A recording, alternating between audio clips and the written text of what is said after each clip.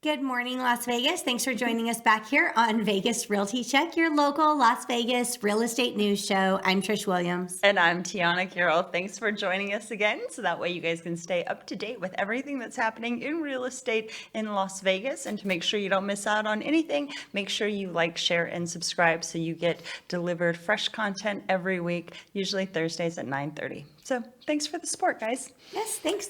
So opening up, we'll talk about any news that we have. Have you seen any news? Okay, so all the news that I have to talk about, I don't know if you want to talk about. Okay, let's go. So all week I've been in a rabbit hole researching if all of these sort of forbearances and things that happened during the pandemic and people kicked them down the road. People who are having balloon payments and things are coming up to that. And some people are in a position, yay, we've been waiting for this, and some people aren't. So now my question is the news going to be going into winter, all of the NODs, notice of default, that happens pre-foreclosure. You're sent out this NOD. And then you have a couple months to get your stuff together, get that house sold before that foreclosure goes on your record and starts to ruin your credit. You might be able to walk away with some funds, depending upon how much debt you accumulated during that forbearance, right? Yeah. Well, most people that went into forbearance during the time that all of this happened in 2020, and it started March 2020, during that time, most people have gained enough equity in the home to still be able to sell and have equity even with the forbearance balance. So if they are served notice of default, they have, I think, 90 to 120 days to get the home sold.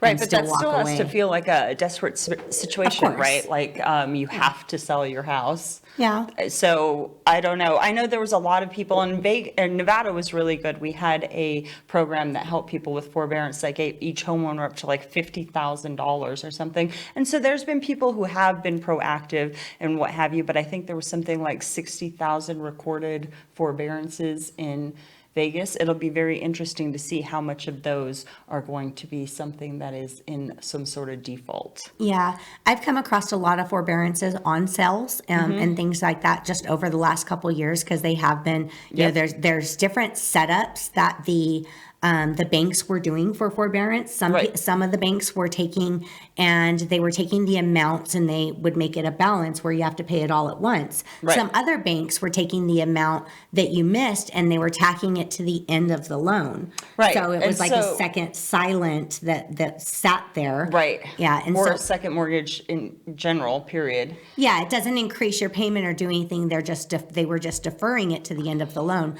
So there's times that we've had sales for people that had forbearance where they had their payoff balance and then the separate forbearance balance that was due. Right. Yeah. Right. So now that's the thing that's happening. I'm having people contact me now saying, oh, this forbearance is due. I have this balloon payment of this amount. And obviously each mortgage is structured differently and each homeowner is a different level of savvy, if you will. Some people sort of understood what was happening and realized, oh, this isn't the greatest thing. It's just kicking this problem down the road so we can deal it at a different time, and they're dealing with it. And then there's other people who are just like, surprise, what? I owe you 70 grand? Oh no, I can't do that. Yeah. So that's sort of what I've been playing in all week. And then also the Airbnb thing that I broached a couple weeks ago about how all the Airbnbs are not as lucrative, especially if they're not in destination cities. And now these homes are just sitting. Will those eventually, and that's going to be more of a nationwide thing, not a Vegas thing, because we are a destination city. We're pretty solid. Yeah, but the Airbnb rules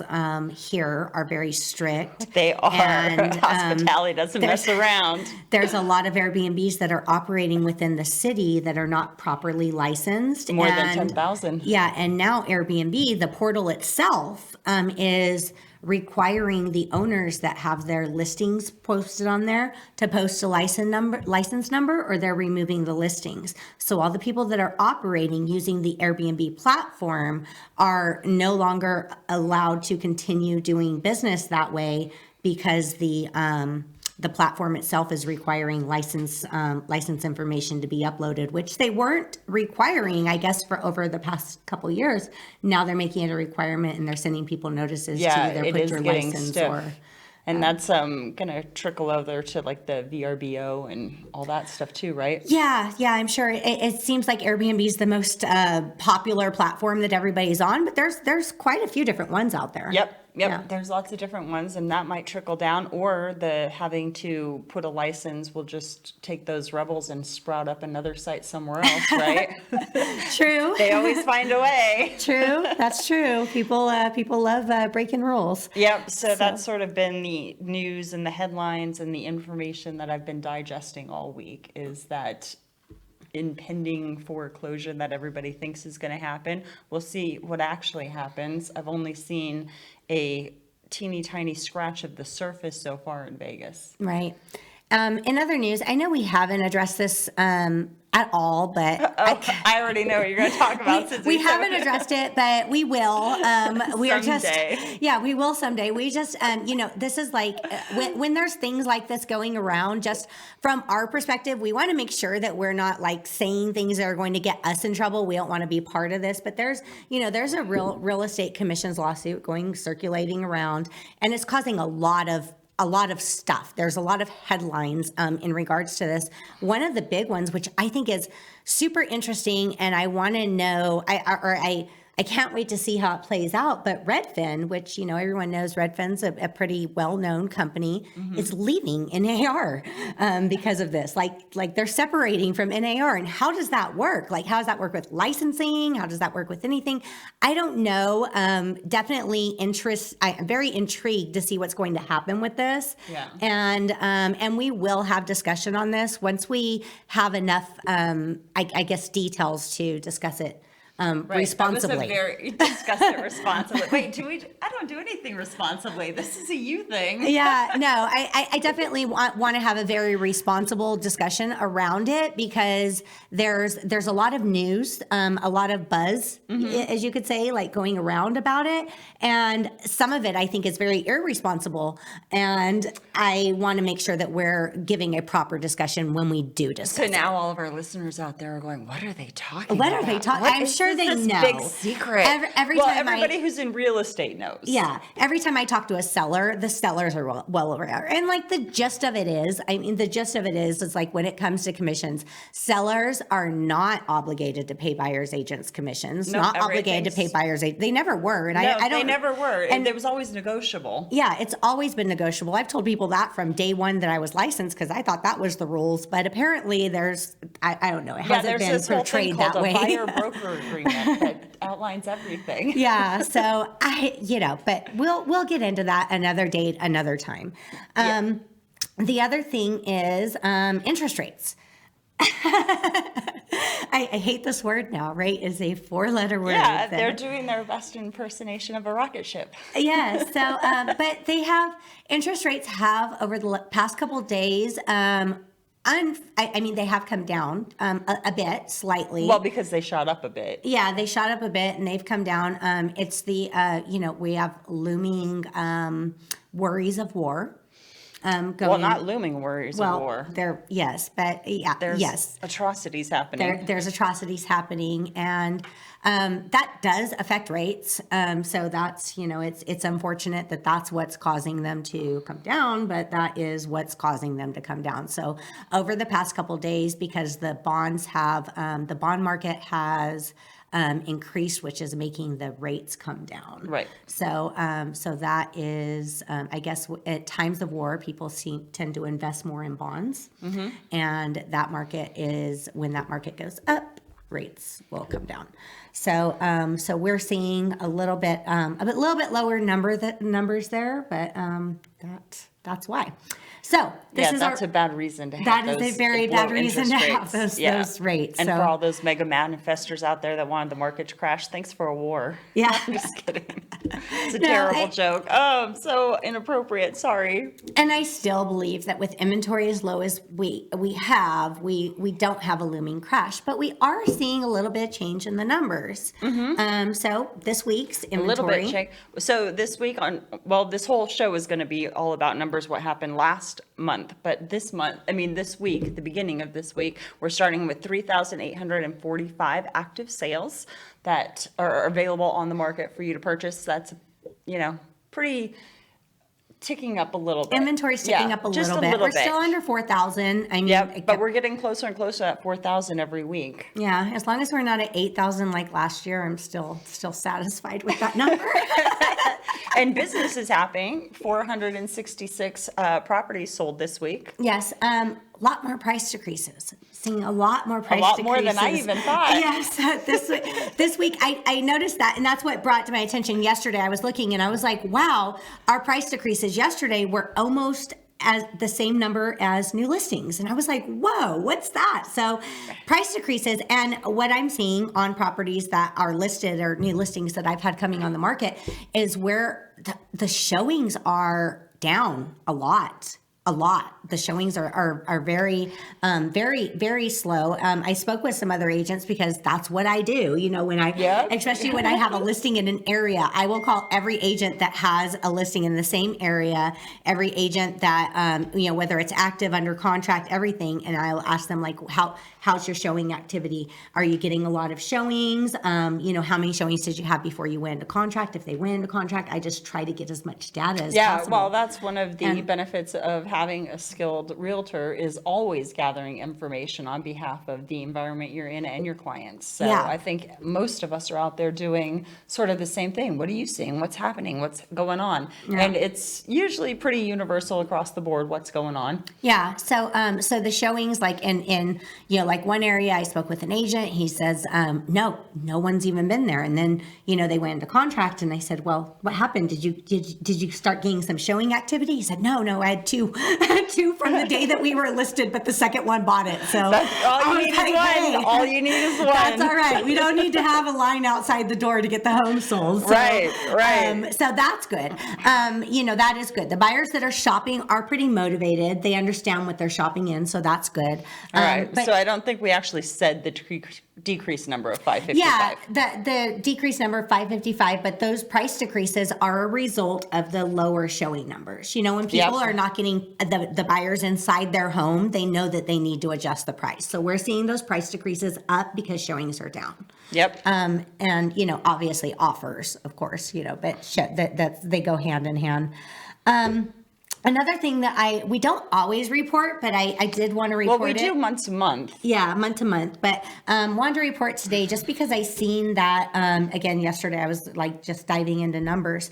And our new listings and our under contract listings are very similar. Under contract is a little bit lower than the new listings. Yeah. And, that's one of those numbers if it gets too much lower, that's definitely a sign that we're listing more than we're selling. Or they separate. Separate. Right, if they're close in number, 50, 100, we're good. But if you're selling 700, but only 300 are coming on the market, that's a problem. And so usually they're sort of balanced, close together, right? Yeah. So for example, today, our new listings are 697 and our under contract are 651. Yeah.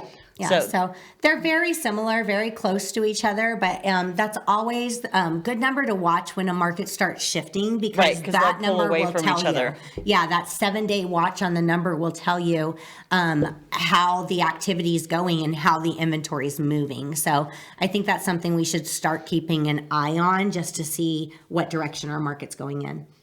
Yeah. So because all sorts of new things are coming into the market. There's all sorts of things happening. The world's going crazy. Major news headlines, major things are happening, and with rates, with the environment of rates and everything like that, we're seeing shifts. And there's a little bit of seasonality here, but not not tremendous. So there's, it's definitely something that we should keep an eye on and track over, the next couple of weeks, months, and see how that turns out.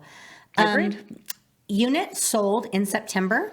Okay, so now we're going to go over all over September. We are in October. So what are we, October 12th? Is that what we are today?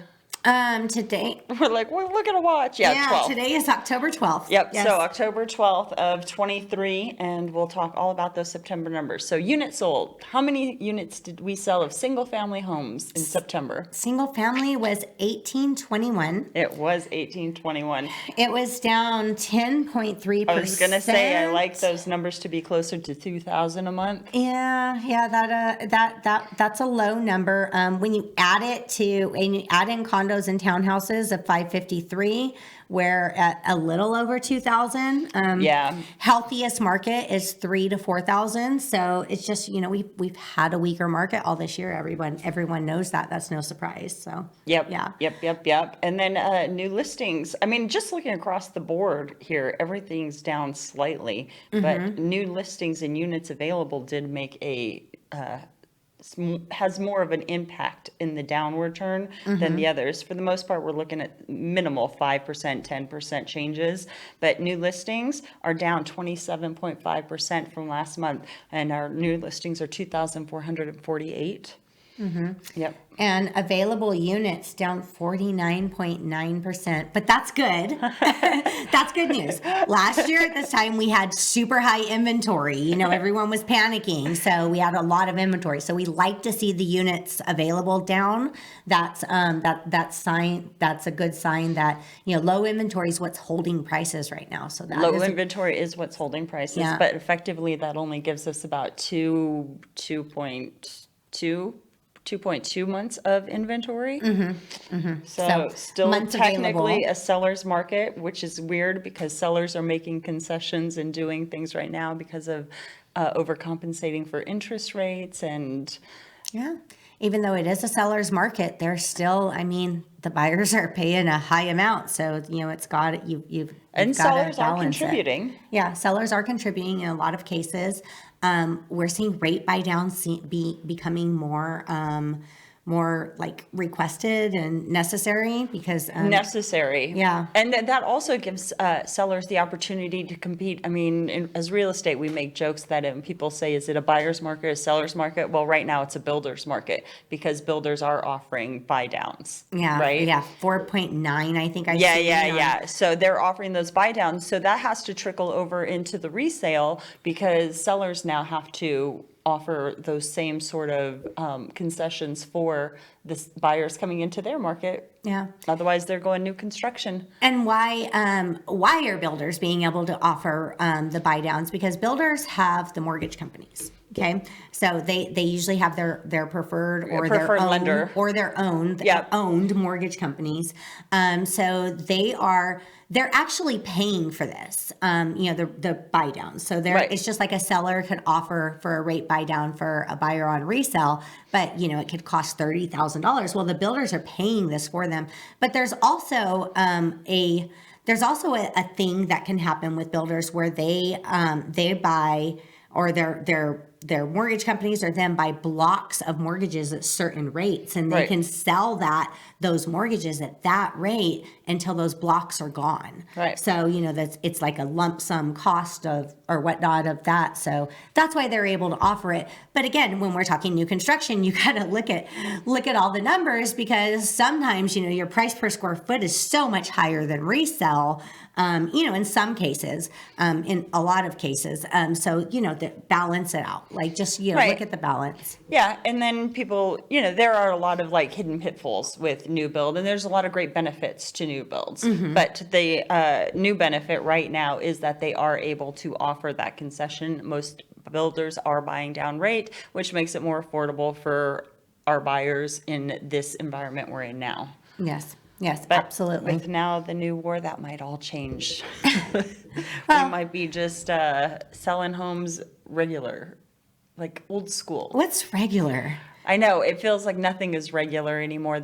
I swear, every time I come into this studio, it's like a different market. I'm like, wait, we were just in a different market. How did this 7 days happen? ago, what happened? Yeah, no, it's crazy. It's crazy. The world moves fast. Real estate moves fast in Vegas, but it's still moving. Yeah. I mean, we are moving, 1,821 units sold on our single family side, 553 sold in September on our condo side. So things are still happening. And our median home price range and everything is staying solid. We're not dropping in value. Yeah. So Value's median important. listing price is 480 versus median sold price at 450. Yep. So that is, That's for single family, and it's happened the same thing in condos. 286,000 was the median for the new listing, and the median sold price was 270,000. right. So time for the home to sell, days on the market. Yay. We are starting to see those numbers shift just slightly, but very, very, very like hairline shift in those numbers. Yeah, those seem to be pretty much the same as everything else month over month. There's not a lot of change in that days on market. The majority of homes are going under 30 days. Yeah. So when I am talking to sellers right now, just with all the market changes and how rapidly they change over 7 days or whatnot, one of the conversations that I'm saying is we are averaging between a 30 to 90 day market. Yeah. You know, and adjustments a lot of times are necessary. You know, when we put a house on the market, your market response is what's going to indicate what we need to do from there. So 0 to 30 days is 68 point nothing. 68% are selling within that 30 days, which if we're going back, it's close because in August it was 69%. So Okay, so down 1%. That's not bad. 1.8% if we're being all technical and stuff. But yeah, which is down 58% from the September prior of 22. Yeah, so that's good. Yep. 31 to 60 days, we're at 17.7%. Yep. So that's, near 20% of the homes are taking 31 to 60 days to sell. And so that's up just a hair because it was like 15% last month and now it's 17% this month. Yeah, a little more creeping into that. 61 to 90 days, those numbers just start dropping. 6.4% are taking up to 90 days, between 61 and 90 days to sell. And then, very small amounts on the... 91 to 120 is only 3.4%, and plus 121 days plus is not even 5%, 4.4%. Yeah. And one thing I've seen, and I've seen it a couple times recently, which was surprising to me, but that I've seen some homes, like one home in particular was 245 days on the market, so, of course, buyers, I have buyers and they're like, oh, let's go in and, negotiate a deal on this home. Yeah, we'll get a good deal since it's been sitting so long. Right. And then, suddenly they had multiple offers. Well, we, kind of called the bluff and we're like, no, they probably don't. They're probably just saying it. And they really did. So like, yeah, no, we really do. Yeah. In this market, you have to believe everything. Yeah. So we're not going with you because we have better ones. So, I mean, funny. that is so funny. It sucks, but it's like, how do you know? It's like you can only go with instinct at that point because you're like, how come it's been on the market for this long? And now everybody wants it. Now all of a sudden everyone wants it. What's happening they're here? getting slim pickings out there. Yeah, they're getting slim pickings. Everything's going to move eventually. Yeah, so they did paint it, which like in this particular house, whatever, it was painted, so recently, so I'm like, what, maybe was it something as simple as the paint that had it on the market for that long? Sometimes it is. It could have been. I didn't see what it looked like before. We only see it after it was painted, and it looked pretty great. We were like, this is great. You're like, we're going to offer on it. Yeah, you and everybody else, kid. Let's get the house painted. But yeah, I mean, that's just one of those things. Paint makes such a big difference, right? Yeah. So paint is impactful, and as far as home renovations go, it's very cost effective. Yes. But sometimes just making it lighter and brighter and taking away the dinge of living in it is enough to flip the mindset of a buyer. Yes. I was in a house last week. Oh my gosh. I have never seen so much dirt on the walls. I was like, whoa, it's like they painted, it was like a faux finish of dirt. Okay, everywhere. so I was in a house last week that I thought that the walls were ombre. They had small children and animals, and I thought they were ombre from a black to a You must have been in the same gray. house I was in. It looked like this. It started out, and you could tell like the grungiest was the closest to the floor where the animals and kids were, and then it kind of went up and up and up. And then I went in one room and it wasn't ombre, and I was like, oh, wait a minute. And then I started to pay attention to the actual wall, and I was like, oh my God, that's dirt. That's filthy. Okay, so we're gonna need to put some kills on these walls and get these painted. Yeah, wow. It's amazing that no one even told them that they should, maybe paint or clean before listing. Yeah. Yeah. Well, people just don't know. Some people have been in the house, they've been in the house 8 years and just have lived their life. And it's hard when you have animals and kids, and I'm not judging them.